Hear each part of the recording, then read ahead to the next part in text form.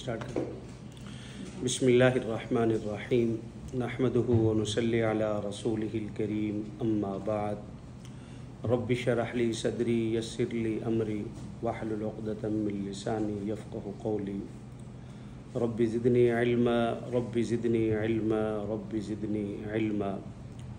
अऊज़ु बिल्लाहि मिनश शैतानिर रजीम बिस्मिल्लाहिर्रहमानिर्रहीम हुर्रिमत अलैकुम उम्महातुकुम व बनातुकुम व अख़वातुकुम व अम्मातुकुम व ख़ालातुकुम व बनातुल अख़ी व बनातुल उख़्त। ये सूरत निसा की आयत नंबर 23 है और यहाँ से आयत नंबर 23 से मुहर्रिमात को बयान किया जा रहा है।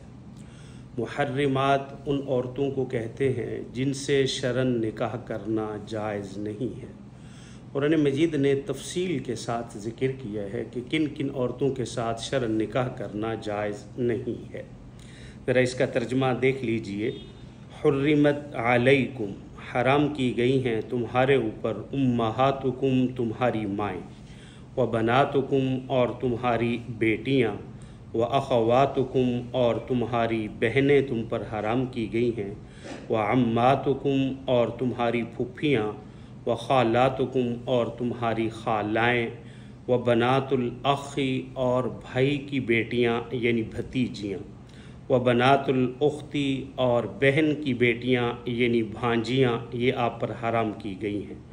व उम्महातुकुमुल्लाती और तुम्हारी वो माएँ, अर्ज़अनकुम जिन्होंने तुम्हें दूध पिलाया है, यानी तुम्हारी रज़ाई माएँ तुम पर हराम कर दी गई हैं।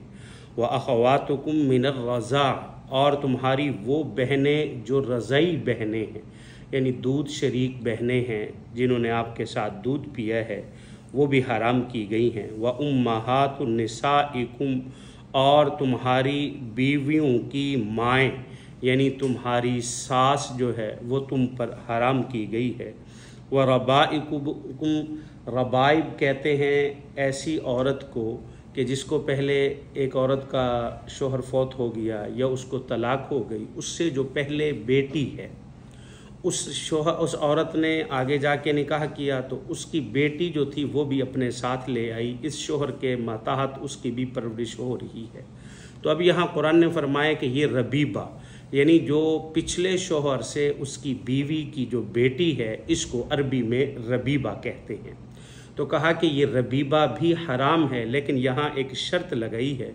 जब इस मर्द ने उस औरत के साथ निकाह किया और सिर्फ निकाह हुआ है, रुखसती नहीं हुई, रुखसती से कबल अगर तलाक हो जाए तो अब ये मर्द उसकी बेटी से बाद में निकाह करना चाहे तो कर सकता है।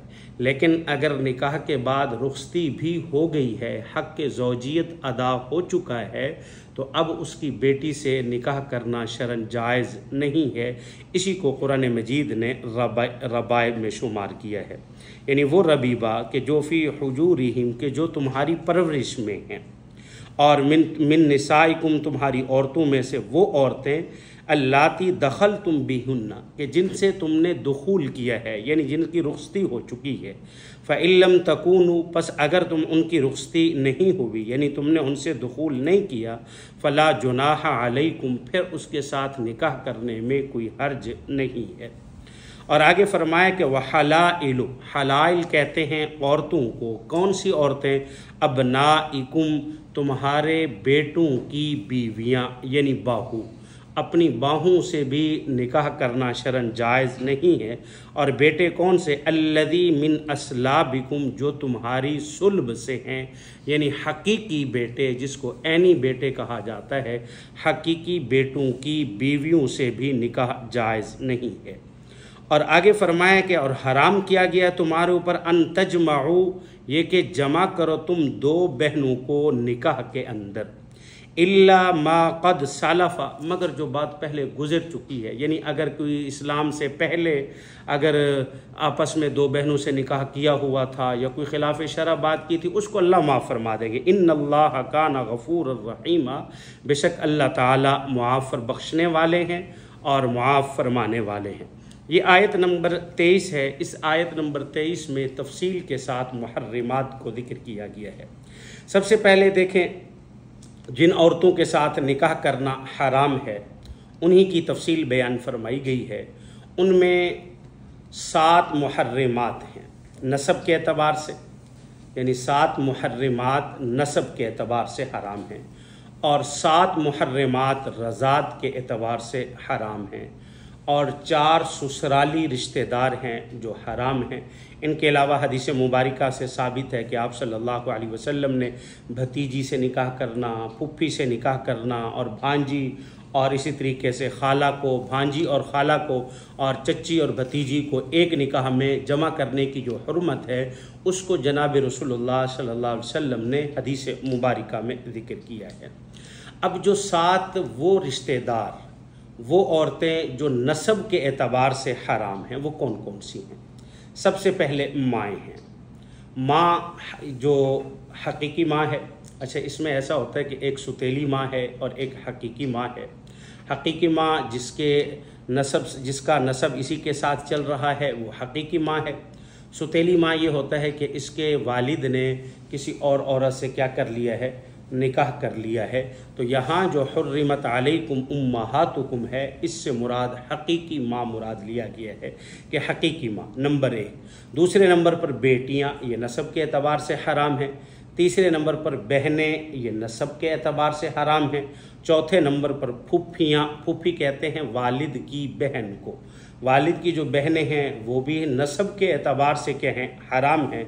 और फिर 5वें नंबर पर खालाएँ, खालाएँ कहते हैं किसको, अपने वालिदा की बहनों को, वालिदा की जो सगी बहनें हैं उनको खालाएँ कहते हैं। और फिर उसके बाद कहा भतीजी और भांजी। 6ठे नंबर पर भतीजी भाई की बेटियां और भांजी बहन की बेटियां। ये 7 रिश्तेदार जो इस आयत मुबारका में बयान किए गए ये वो हैं जो नसब के एतबार से हराम हैं। और फिर 7 रिश्तेदार वो हैं जो रज़ात के एतबार से हराम हैं। रज़ात ये अरबी का लफ्ज़ है। रज़ात का माना होता है चूसना या दूध पीना, इसका माना किया गया है। तो अब कोई औरत बचपन में किसी बच्चे को या बच्ची को दूध पिला दे जो मुद्दत रज़ात है, उस मुद्दत के अंदर, तो फिर उसके बाद ये जो हुर्मत के अहकाम हैं ये उस वक्त लागू होंगे। वो मुद्दत कितना है, उसमें इमाम सलासा, इमाम मालिक, इमाम अबू हनीफ, इमाम मालिक और इमाम अहमद बिन हम्बल, इमाम अबू यूसुफ, ये हजरात फरमाते हैं कि मुद्दत रज़ात 2 साल है। इमाम आज़म अबू हनीफ़ा अलैहि रहमा ने 2.5 साल बयान फरमाई है, लेकिन हज़रत उलमा फरमाते हैं कि बेहतर ये है कि 2 साल तक बच्चे को दूध पिलाया जाए। 2 साल जब पूरे हों तो बच्चे को दूध छुड़ा दिया जाए। हाँ, बसा औक़ात ऐसा होता है, इसमें यहाँ उलमा ने एक मसला ये लिखा है, कई दफ़ा ऐसा होता है कि बच्चे कमज़ोर हैं और वो ऊपर का दूध या कोई और ख़ुराक नहीं ले रहे, तो अब उनको गुंजाइश है 2.5 साल तक दूध पिलाने की। लेकिन 2.5 साल से ऊपर वालिदा का अपने बच्चों को दूध पिलाना शरअन जायज़ नहीं है, इससे इज्तनाब किया जाए। तो अब कोई बच्चा या बच्ची अपनी उम्र की इस हद में, यानी जब 2 साल की उम्र में हूँ, इस उम्र में जब उसको दूध पिलाया गया तो अब हुर्मत रज़ात साबित होगी, या हुर्मत वाले मसाइल यहाँ साबित होंगे। अगर किसी बच्चे को इससे उम्र से बड़ी उम्र में पिलाया गया, मसलन 3 साल बच्चे की उम्र थी या 4 साल बच्चे की उम्र थी, तो उसमें जो रज़ात का हुक्म है वो साबित नहीं होगा। तो इसलिए फरमाए कि 7 रिश्तेदार वो हैं जो रज़ात के एतबार से क्या हैं, हराम हैं। नंबर 1 रज़ाई माएँ, रज़ाई माएँ जिससे इन्होंने दूध पिया। बसा औक़ात ऐसा होता है कि एक औरत ने इसको दूध पिलाया, कई दफ़ा 2-3 औरतों से क्या होता है, दूध पिलाते हैं। जैसे कि हदीस मुबारका में भी आता है कि जनाब रसूलुल्लाह सल्लल्लाहु अलैहि वसल्लम के ज़माना में जब बच्चे छोटे होते थे तो उनको रज़ात के लिए और उनकी नशो नुमा के लिए उनको देहात की तरफ भेजा जाता था, क्योंकि शहर में वो नशो नुमा नहीं हो सकती थी जो किस में होती थी, देहात में आबो हवा की वजह से होती थी। जनाब रसूलुल्लाह सल्लल्लाहु अलैहि वसल्लम को भी कबीला बनु साद की ख़वातीन लेकर गई थी। तो इसमें सबसे पहले रज़ाई माएँ हैं, फिर रज़ाई बेटियाँ हैं। अच्छा, रज़ाई बेटियाँ क्या मतलब, जिस बच्ची ने उस औरत का दूध पिया वो बच्ची उस औरत के औलाद पर जैसे हराम है, इसी तरह उस औरत के शौहर पर भी वो बच्ची क्या है, हराम है। यानी इसकी बेटी बन जाएगी रज़ाई बेटियों से, रज़ाई बहनों से, रज़ाई फुफ्फियों से, रज़ाई खालाओं से, रज़ाई भतीजियों और रज़ाई भांजियों से। यहाँ एक हदीस मुबारका है, उसको समझिए कि जनाब रसूलुल्लाह सल्लल्लाहु अलैहि वसल्लम ने फरमाया कि जो रिश्ते नसब से हराम होते हैं वही रिश्ते रज़ात से हराम होते हैं। यानी नसब के एतबार से जिन जिन सूरतों में हुर्मत पाई जाती है उसी एतबार से रज़ात में भी हुर्मत पाई जाएगी। मसलन यूँ समझे कि सगे भाई से निकाह करना जायज़ नहीं है, तो इसी तरह दूध शरीक भाई से भी निकाह करना जायज़ नहीं है। सगी भांजी से निकाह जायज़ नहीं, तो रज़ाई भांजी से भी निकाह जायज़ नहीं होगा। इसी तरह सगी खाला से, सगी फुफ्फी से, तो रज़ाई भी ऐसे होंगी, उनसे भी जायज़ नहीं है। और फिर फरमाए कि कुछ हैं ससुराली रिश्तेदार, महरमात जिसे कहते हैं। अच्छा, ससुराली रिश्तेदार के अंदर ये बयान किया गया रबाइब। रबाइब किसे कहते हैं? रबाइब की तफसील अभी बताई है कि वो बच्ची जो औरत की पिछले खामद से हो, तो ये बच्ची भी इस खामद पर जायज़ नहीं। हाँ, जब निकाह हुआ है और सिर्फ निकाह की हद तक है और आगे रुखसती वगैरह नहीं हुई, तो उस वक़्त तक तो निकाह जायज़ है। मसलन तलाक हो जाती है और फिर कोई सूरत बनती है, ये शख्स उसकी बेटी से निकाह करता है तो कर सकता है। लेकिन जब निकाह हो गया और रुखसती हो गई है, तो इस सूरत में अब इसका एक किस्म का नसब उस औरत से, बच्ची से भी साबित हो चुका है। क्यों? इसलिए कि ये शख्स उसकी वालिदा का शोहर बन चुका है, तो इसलिए उससे निकाह जायज़ नहीं है। तो इसलिए इसको रबाइब कहते हैं। और इसी तरीके से बहू से निकाह करना जायज़ नहीं है, सास से निकाह करना जायज़ नहीं है, और ससुर से निकाह करना जायज़ नहीं है। ये ससुराली रिश्तेदार बयान किए गए हैं। और हदीस मुबारका में इसकी थोड़ी सी तफसील ये बयान की गई है कि भाई दो बहनों को एक निकाह में इकट्ठे जमा नहीं कर सकते। क्यों? इसलिए कि ये तो इस्लाम का हुक्म है। और इसमें एक बात और भी जिक्र की है कि अगर इससे पहले हो चुका है ऐसा, यानी ये हुक्म नाजिल होने से पहले अगर किसी ने दो बहनों को एक निकाह में जमा किया हुआ है, जैसे कि हदीस मुबारका में आता है, आप सल्लल्लाहु अलैहि वसल्लम के एक सहाबी थे ज़िहाक बिन फ़िरोज़ दैलमी रज़ी अल्लाह ताला अन्हु, उनके निकाह में दो बहनें थीं। जब ये हुक्म नाजिल हुआ तो आप सल्लल्लाहु अलैहि वसल्लम ने उन्हें फरमाया कि एक बहन को क्या दे दें, तलाक दे दें और एक को अपने पास रख लें। तो उन्होंने एक को छोड़ दी और एक को अपने पास रखा। जैसे ये 4 शादियों का हुक्म इजाज़त है कि 4 तक कर सकते हैं, तो इससे ज़ायद नहीं है। आप सल्लल्लाहु अलैहि वसल्लम के एक सहाबी गैलान के नाम से थे, उनकी 10 बीवियाँ बैक वक़्त थी। अब जब वो इस्लाम लाए, 10 बीवियाँ थी, आप सल्लल्लाहु अलैहि वसल्लम ने फरमाया कि इस्लाम का हुक्म है कि 4 से ज़ायद निकाह नहीं रख सकते एक वक़्त, तो बाकियों को आप छोड़ दें। तो उन्होंने बाकियों को क्या किया है? छोड़ दिया है। तो इस वजह से फरमाए कि जो पीछे गुजर चुका है, इल्ला मा कद सलफ़ा, जो कुछ पीछे गुजर चुका है और अब उस पर कोई पकड़ वगैरह और कोई गुनाह नहीं है। अब जो इस्लाम का हुक्म आ चुका है, इस पर अमल करना हमारे लिए ज़रूरी है। यहाँ एक बात ये जहन में रखिए कि यहाँ जो जिक्र किया गया कि अपने बेटों की बीवियों से निकाह करना जायज़ नहीं है। और फिर इसमें थोड़ी सी एक बात और इजाफा है कि अल्लज़ीना मिन अस्लाबिकुम, तुम्हारे बेटे कौन से? वो बेटे जो तुम्हारे सुल्बी बेटे हैं। असलाब, असलाब वैसे सुल्ब पुश्त को कहते हैं, यानी जो तुम्हारे नसब से बेटे पैदा हुए हैं उनकी बीवियों से निकाह जायज़ नहीं। ये असलाब इसलिए जिक्र किया, इससे जो मुँह बेवला बेटा, मुतबन्ना बेटा था, उसको खारिज करना था। असल ये था कि अरब के अंदर ये एक किस्म का रिवाज था। उस वक़्त ये उनके यहाँ मसला समझ लें या इसको रिवाज उनका समझ लें, तो उसमें यह था कि जब कोई शख्स किसी मर्द को, किसी बच्चे को अपना मुंह बोला बेटा बना लेता था, तो उसके अहकाम वही हुआ करते थे जो हकीकी बेटे के होते थे। जैसे हकीकी बेटे को मिरास में शामिल किया जाता, तो ऐसे वो मुंह बोला बेटे को भी शामिल करते थे। जैसे हकीकी बेटे की बीवी से निकाह जायज़ नहीं था, ऐसे ही फरमाया कि मुंह बोला बेटे की भी बीवी से निकाह जायज़ नहीं था। जब ये आयत नाजिल हुई, आप सल्लल्लाहु अलैहि वसल्लम ने खुद अपने मुंह बोला बेटे हज़रत ज़ैद रज़ी अल्लाह ताला अन्हु की बीवी से निकाह फरमाया। हज़रत ज़ैद रज़ी अल्लाह ताला अन्हु की बीवी हज़रत ज़ैनब बिनते जहश रज़ी अल्लाह ताला अन्हा, ये पहले हज़रत ज़ैद के निकाह में थी। हज़रत ज़ैद रज़ी अल्लाह ताला अन्हु ने इनको किसी वजह से तलाक दे दी।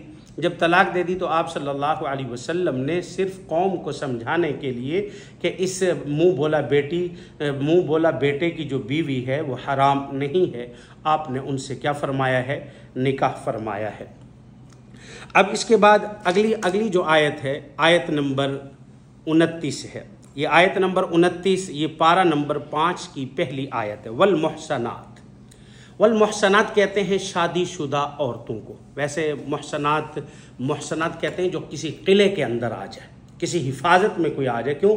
इसलिए कि जब एक औरत किसी के निकाह में आ जाती है वो दर हकीकत एक हिफाजत में आ जाती है, एक किले में आ जाती है। तो इसलिए यहाँ जो लफ्ज़ इस्तेमाल किया गया वो मुहसनात का लफ्ज़ इस्तेमाल किया गया। और मुहसनात मिनन निसा, तुम्हारी औरतों में से, इल्लामा यानी आप इनसे भी निकाह नहीं। इसका इतलाक़ पीछे हुर्रिमत अलैकुम पर पड़ेगा, जो पिछली आयत के शुरू में अल्लाह रब्बुल इज़्ज़त ने जिक्र फरमाया। आगे अहकाम बयान करते हैं। शुरू में बयान कर दिया कि हराम कर दी गई तुम्हारे ऊपर, कौन कौन सी वो तफसील से बताते हैं। और यहीं आकर कहा कि वल मुहसनात, और हराम कर दी गई तुम्हारे ऊपर मुहसनात जो औरतों में से हैं, यानी जो शादीशुदा औरतों में से हैं वो भी तुम्हारे ऊपर हराम है। क्या मतलब इस बात का कि भाई एक औरत से किसी मर्द ने निकाह कर लिया, अब आप उससे निकाह नहीं कर सकते। अब इस आयत में और पिछली आयत की जो हुर्मत है इसमें फ़र्क है। पिछली आयत के अंदर जो हुर्मत बयान की गई थी वो हुर्मत मुअब्बिदा थी, यानी हमेशा की हुर्मत थी। और ये जो हुर्मत है ये हुर्मत मुअब्बिदा नहीं है, ये हुर्मत मुअक्किता है। मुअक्किता का मतलब एक वक्त तक ख़ास है। पीछे मसलन माँ का जिक्र किया, वो सारी ज़िंदगी के लिए हराम है। बेटी का जिक्र है, सारी ज़िंदगी के लिए हराम है। और बहू का जिक्र है, बहू सारी ज़िंदगी के लिए हराम है। लेकिन यहाँ जिक्र किया गया कि ये सारी ज़िंदगी के लिए हराम नहीं है।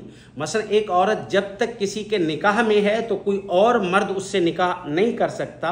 अगर किसी उस मर्द ने, शौहर ने उसको तलाक दे दी व या शौहर की डेथ हो गई है तो उसकी इद्दत गुजारने के बाद अब ये इन शौहर इस दूसरे मर्दों के लिए ये हलाल हो जाएगी।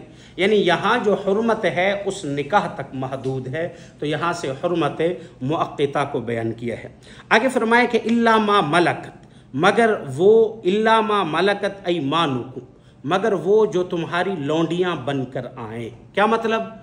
यानी किसी मर्द की बीवी से निकाह जायज़ नहीं, लेकिन जब मैदान जिहाद हो, जिहाद कायम हो और वहाँ अगर किसी दुश्मन की औरतें पकड़ी जाएं और वो औरतें जब आपके पास आएंगी तो वो लौंडियाँ बन गई हैं, तो इसलिए जब लौंडियाँ बन गई हैं तो अब वो आपके लिए हलाल है। यहाँ ये ज़रा मसला समझिए। देखें, जब जिहाद के अंदर औरतें पकड़ी जाती थी जो दुश्मन की, तो वो इस्लाम में मुसलमानों की, मुजाहिदीन की मलकियत शुमार होती। पहले भी हमने इस पर ज़रा तफसील बयान की थी। अब उसका हुक्म ये होता है कि उसका पिछला निकाह खुद ब खुद टूट जाता है इख्तलाफ दारैन की वजह से। इख्तलाफ दारैन का मतलब ये है कि वो पहले एक मुल्क में थी, अब उसको गिरफ्तार करके दूसरे मुल्क में लाया गया, तो इख्तलाफ दारैन की वजह से उसका पहला निकाह टूट गया है।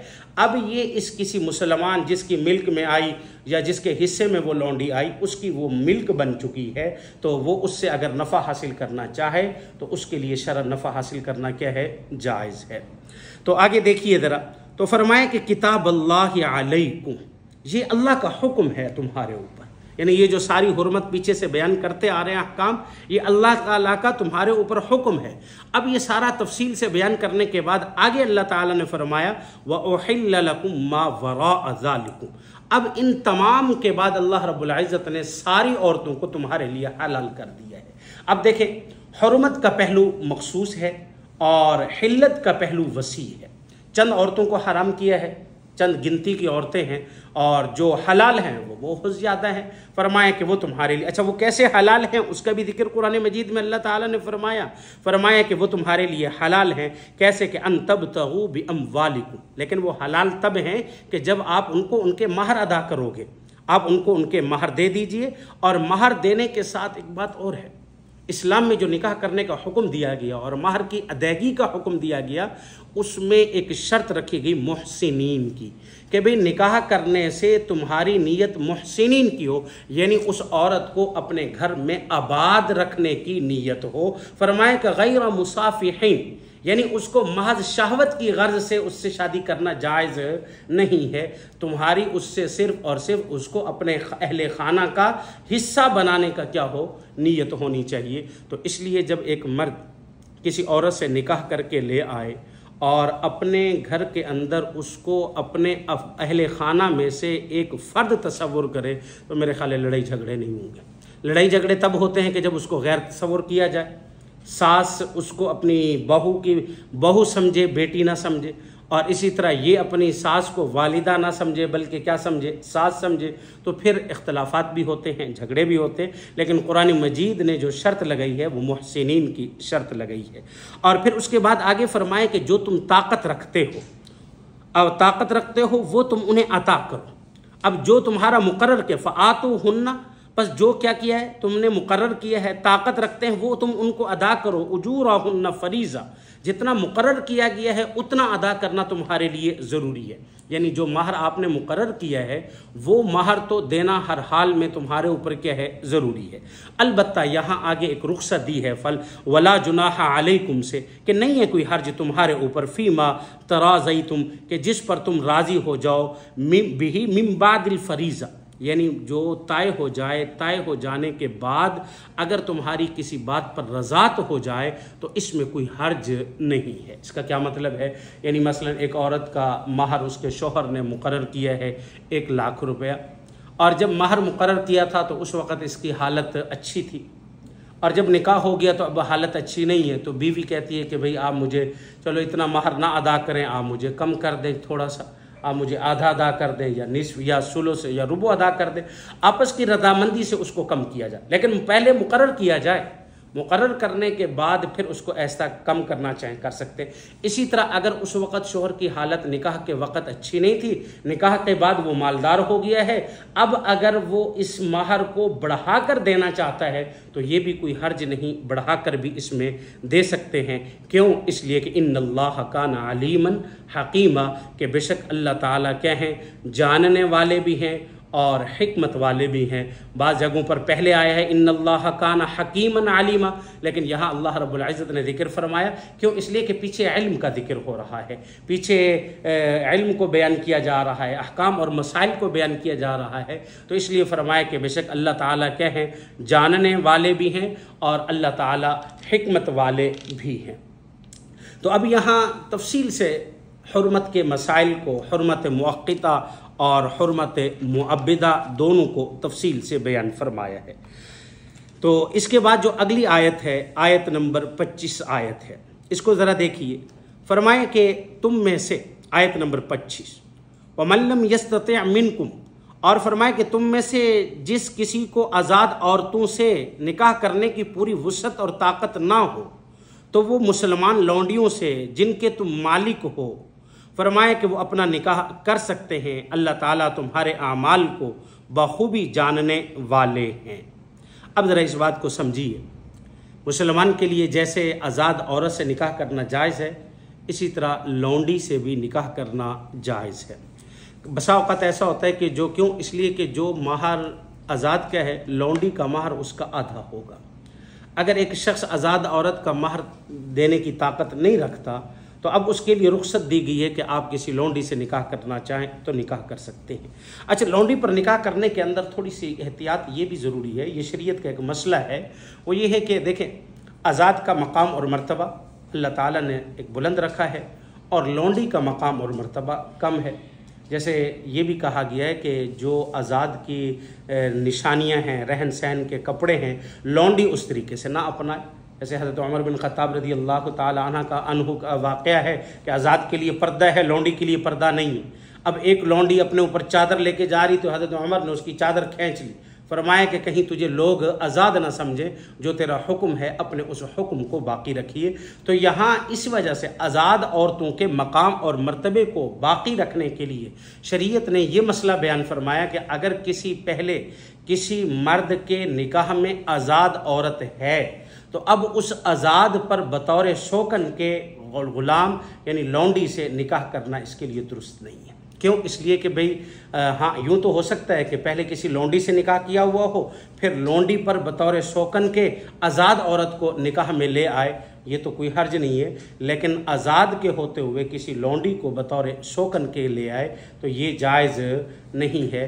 क्यों? इसलिए कि इसमें आज़ाद के हक़ को तलफ़ करना है और उसकी मकाम और शराफत और मर्तबे को कम करना है।